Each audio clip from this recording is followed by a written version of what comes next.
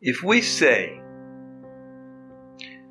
that the life force of the body is the soul is inside the body. It's the inner workings of the body. Without the soul, the body is lifeless. So too, the mysteries of the Kabbalah are the soul of the Torah. Without it, the Torah often is dark. We don't understand what's going on. Listen to this story. We're talking here about a man who dedicated his life to love, loving kindness, doing good. He aligned himself with God. He revealed himself to Abraham. He blessed him in his old age with a son that was going to be the continuation of his way of loving kindness. He gave him a son, Yitzchak, and then all of a sudden, Hashem, out of the blue, says, I want you to take your son, and I want you to bring him up on the altar and sacrifice him. That's what you call darkness. That's what you call not understanding God. Just imagine what it would be like if you didn't have that foundation that Abraham gave to Isaac, that foundation of love of God and believing of God. You would say, he's crazy, I'm out of here, I'm going to another religion, I'm going to make money, I'm going to do something else with my life. This is ridiculous, he's crazy. You have to have that first foundation. You also have to know the nature of life is always being in the dark, always being distant, not knowing. It's a major part of life. It's a major part of life. You have to have faith in the process. And you also have to have restraint and follow the guidelines, because it's the guidelines that are going to get you there. Hashem gave us instructions.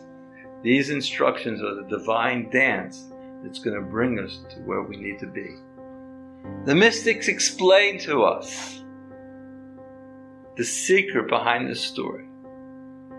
The soul of the matter that makes everything make sense.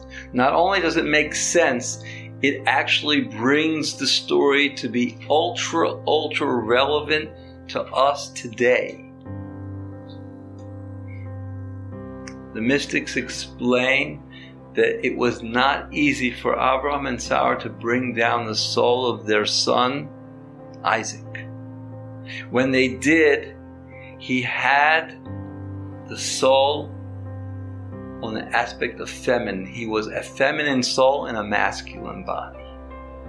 And therefore this person who was destined to be the continuation of Abraham had no chance to have children. I don't have to go into detail what this person was. He was a person that did not feel comfortable with his identity in the world. How relevant is that for so many people? He was 37 years old when the binding took place. It looked like the end. But the Mekubalim explain, the Kabbalists explain, that this was just the beginning of his life. When he went up on the altar, he gave up his soul and his feminine soul flew up. It was incarnated into his bride and his soul descended. And the whole story was just the process of Isaac becoming a man. Now this story explains to us amazingly the way of Hashem. He puts in front of man challenges that look beyond our human nature. And yet, if a person believes in his Creator and he believes in the process, he knows that specifically it's the divine directives that are going to bring him the above nature level that he is destined to reach. that is so important for us. We know that before Hashem gave the Torah to the Jewish people, He offered the Torah to everyone in the world, and they all said to Hashem, "What's in the Torah?" The Medrash explains that Hashem literally turned the pages until He found the thing that was the most difficult thing for each nation. And He says, "You want to know what's in the Torah? It's written here exactly what you think that you can do."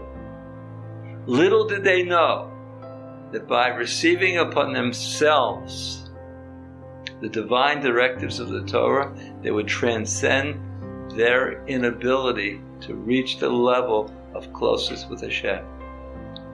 We descend in the world with garments that keep us cut off from our Creator.